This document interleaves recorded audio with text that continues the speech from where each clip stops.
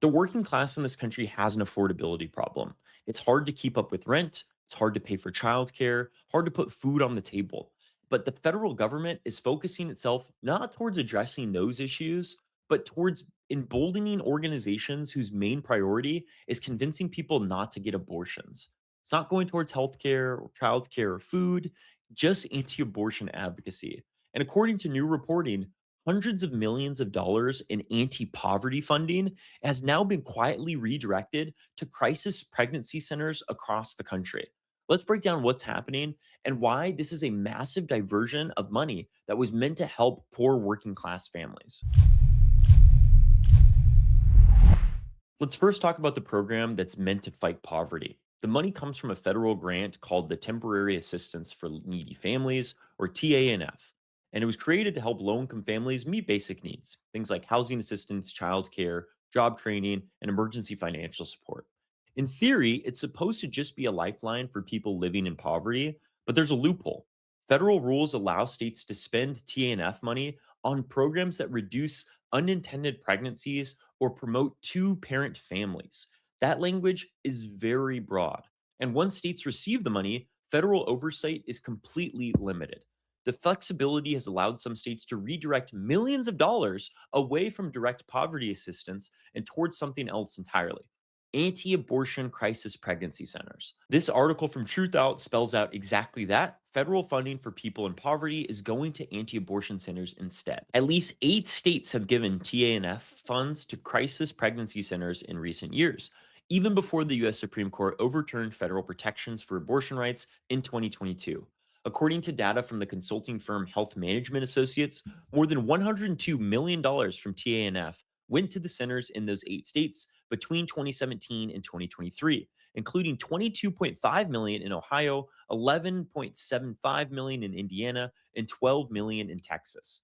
The federal government gives TANF funds to each state as a lump sum, and states get to decide how to spend it. There are broad rules for how the funds can be used, but federal law specifies they should assist with facilitating housing or employment, prevent or reduce out of wedlock pregnancies, and help form and maintain two parent families. The US House passed a bill in January that would explicitly lay out that crisis pregnancy centers can be a recipient of the funds. It hasn't been taken up by the Senate yet.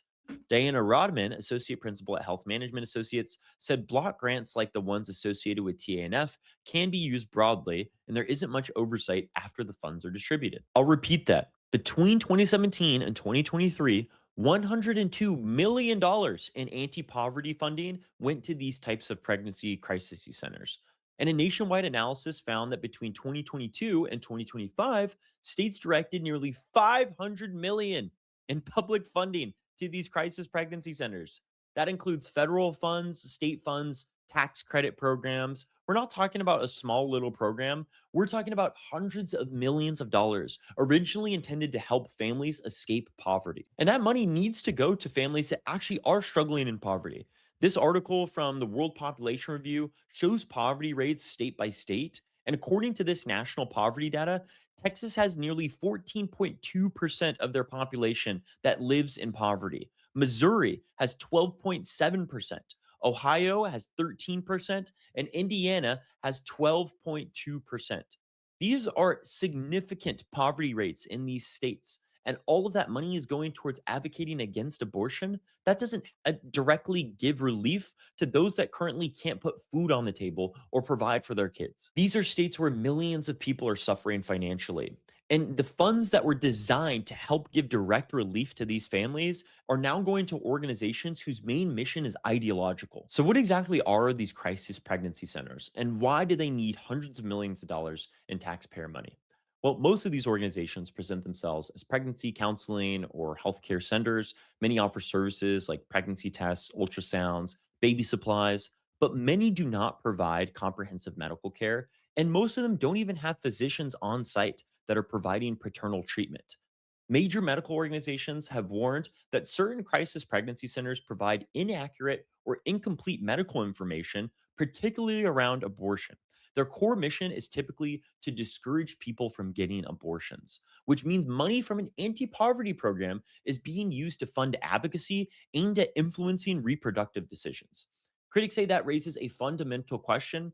Should money intended to help poor families pay rent, buy food, or access childcare be used to fund ideological counseling programs? Absolutely not. They shouldn't. Stopping unwanted pregnancy absolutely decreases poverty. And if you want to get into the data of what policies actually work towards getting rid of poverty in this country, it's things like cash assistance, it's things like employment support and childcare subsidies, all of which are being impacted because we're putting funds towards ideological advocacy groups. But the debate might not end at these 8 states that are using their TANF funding towards these crisis pregnancy centers.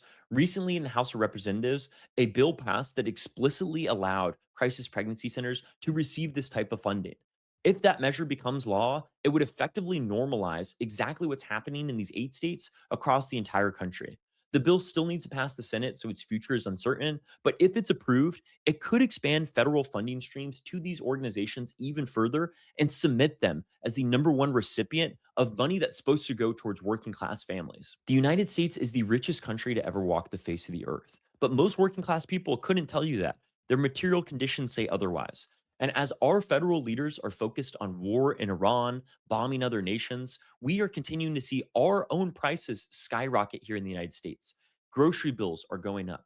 Childcare is becoming impossible. Healthcare is seeming like something that's a luxury to some people.